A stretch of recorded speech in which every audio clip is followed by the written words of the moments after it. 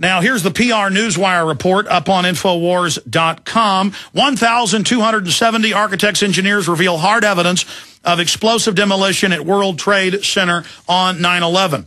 And the Sun Herald, Forbes, Yahoo, Breitbart, and others did report on the big press conference and the breaking, incredible information. A lot of new 9/11 info coming out. We can just add to the huge stack of proof that the official story is a complete hoax and a lie.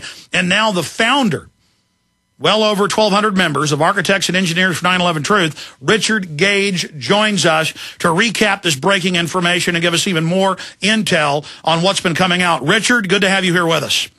Thank you, Alex. It's great to be here with you. Always an honor. Well, you've got the floor in the remainder of the hour. Tell us about this breaking info and why it's so important. On top of the new NIST footage that was forced to be released with lawsuits, the National Standards Group, that again shows Building 7 being blown up. Go ahead. Well, indeed, Building 7 is the smoking gun of 9/11. The evidence is clear that all three World Trade Center high-rises were brought down by explosive demolition, and we now have almost 1,280 architects signed on to our petition demanding a new investigation. We were yesterday at 2 p.m. At the National Press Club presenting all of this evidence, well, much of it in the first 10 minutes at the press conference. We followed that immediately with a mock debate where we took statements from about 10 supporters of the official story, including Sham Sunder and John Gross of NIST, and the guys from Popular Mechanics, and Michael Shermer, and a host of other supporters, Bazant, and David Thomas, who we've been in debates with. We used their statements, publicly made statements, in this press conference to take off from and present these points of evidence because they were not willing to come and debate with us publicly at the press club. So we presented their statements for them. And Senator Mike Gravel was with us at the press conference and debate, and he presented a very, very powerful plea for an investigation and support of the family members of the victims of 9/11 who are calling, many of whom are calling upon us, the architects and engineers for 9/11 Truth, to get to the truth, to get to the evidence. And that's what we've been doing, and that's what we presented. We presented the evidence of explosive nano-thermite composite materials found in the dust samples throughout the lower Manhattan, landed like a blanket 4 to 12 inches thick. This is very, very high-tech material, explosives found in the dust, completely ignored, and in fact they denied that they found any evidence. NIST did, and later they acknowledged that they never looked for it. Now they will not look for it, even though it's been documented in a 25-page peer-reviewed paper on the Bentham Open Chemical Physics Journal, uncontested for the last year and a half. Not only do we find the evidence of these chips, of small red-gray chips of nanocomposite materials, but the results of that fairly explosive material, which is the iron microspheres, billions of them found in all the World Trade Center dust, previously molten iron microspheres. 6% of the weight of these dust samples, in many cases, are composed of these. Well, this is evidence that they sustain temperatures exceeding the melting point of iron, which is 2,800 degrees. But office fires and jet fuel only get to be about half that temperature. So you've got this now from hundreds of sources, from all the different buildings and apartments, and the different groups that have records of this, and from memorials. I mean, this is now the evidence chain over and over again confirmed. Oh yeah, there's no question, and they can't fight it. It's completely an airtight, solid case, and not only with that, but even the evidence that FEMA came up with in their Appendix C, the documentation that these steel girders looked like Swiss cheese. They're melted, and other stuff. And we have the firefighters on video on national TV saying there was molten iron, like a foundry, like a volcano, molten, and we have the NASA photos weeks later, thousands of degrees, way above jet fuel. I mean, they used something in there that had molten slag 3-4 weeks later. Absolutely, and there's documentation of that in videos and photos, in addition to the dozens of witnesses seeing all this molten metal running, and it's clearly molten iron. Tests have been done on it by physicists. It's not melted copper or aluminum or something like that. This is several tons of it underneath all three World Trade Center high-rises, reminding your listeners that there was a third skyscraper 47 stories tall, Building 7, which dropped in 6.5 seconds straight down uniformly suddenly and at free-fall acceleration into its own footprint. This is like a house of cards, a pile 4 stories tall. This is clearly a controlled demolition. When we show the architects and engineers about this, as we did in the press conference last night, it drops their jaws as well, because they know that's a controlled demolition. Everybody does. This is intuitive. A building can't fall at free fall acceleration and crush anything on the way down. If it's going to do work like crushing columns, it's got to slow down. And NIST even acknowledged that this was a free fall acceleration. So it's unbelievable, all the evidence that lines up for the explosive controlled demolition. And CNN was there with their cameras at the press conference in Washington, D.C., at the National Press Club, and we're hoping that they have the courage to put this on the air. We've got coverage in Utica, New York, from one of our 60 press conferences that were held concurrently around the world.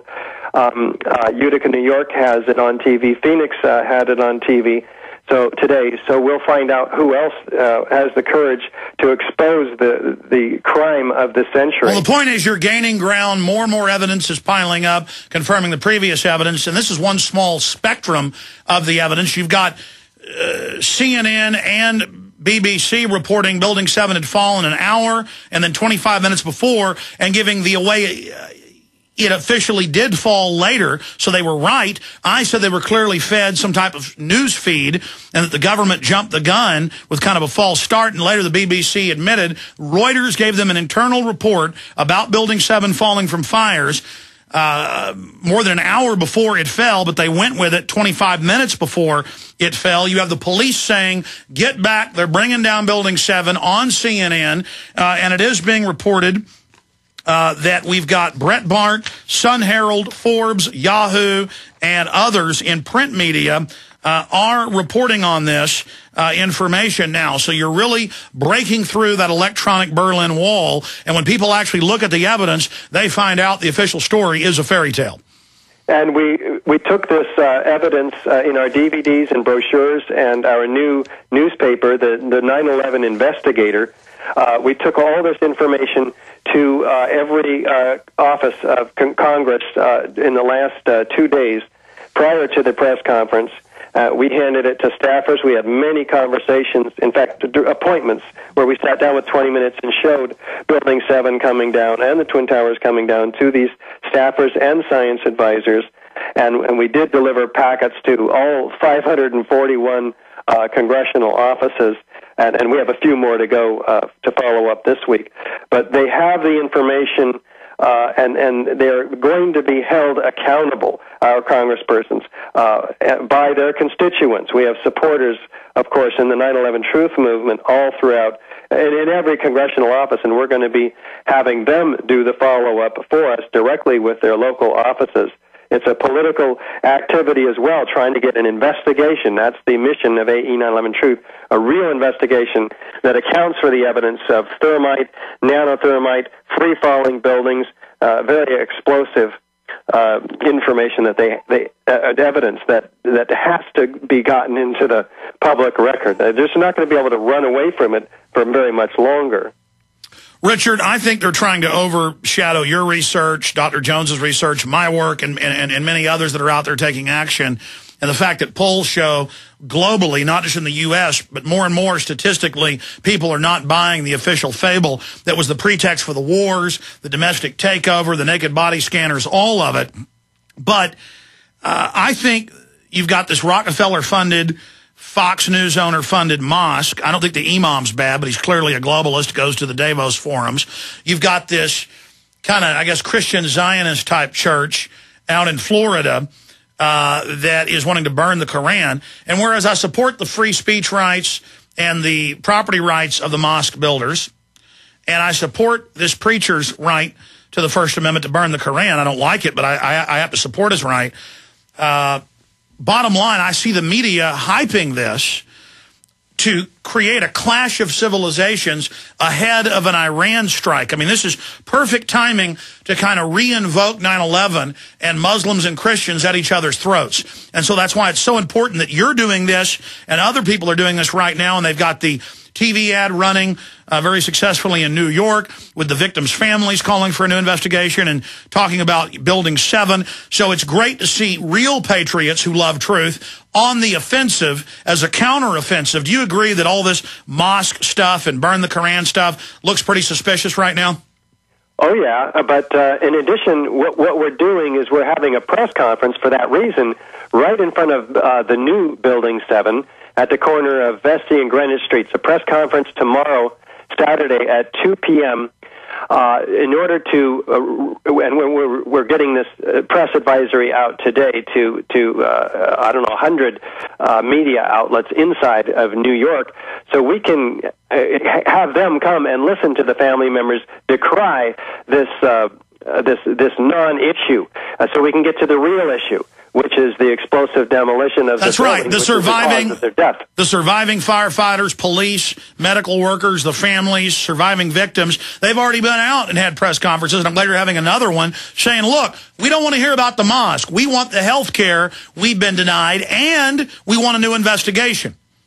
Yes, of Building 7 and the Twin Towers controlled demolition. I mean, this is the story of the century, don't you think? It is, Alex. Some enterprising journalist could break this story and get it published and take all the credit for all the work we've been doing for 9 years. Well, that's right. The media really doesn't want the families and the victims and the families' victims.